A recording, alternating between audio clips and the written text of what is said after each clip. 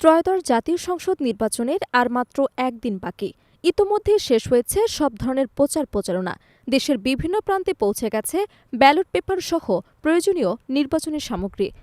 যে কোনো অপ্রীতিকর পরিস্থিতি এড়াতে সেনাবাহিনী ও বিজিবির পাশাপাশি বিপুল সংখ্যক আইনশৃঙ্খলা রক্ষাকারী বাহিনী মোতায়েন রয়েছে মাঠে।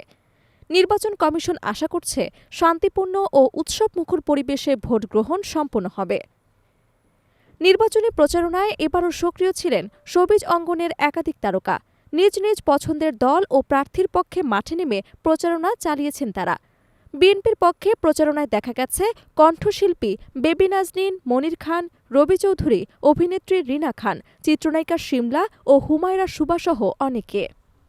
তবে ভোটের দিন সবাই অংশ নিতে পারছেন না। জানা গেছে ঢাকা ১৭ আসনের ভোটার ঢালিউড সুপারস্টার শাকিব খান বর্তমানে ভারতের একটি সিনেমার শুটিংয়ে ব্যস্ত থাকায় দেশে নেই, ফলে এবার তার ভোট দেয়া হচ্ছে না।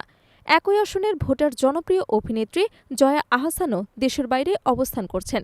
তিনি ভোট দিতে পারবেন কিনা তা এখনও নিশ্চিত নয়।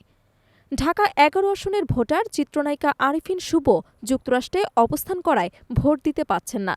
অন্যদিকে চিত্রনায়িকা পূর্ণিমা, অপু বিশ্বাস, সিয়াম আহমেদ, মিশা সওদাগর, চঞ্চল চৌধুরী, বাপ্পি চৌধুরী নিজ নিজ এলাকায় ভোট দেওয়ার কথা রয়েছে।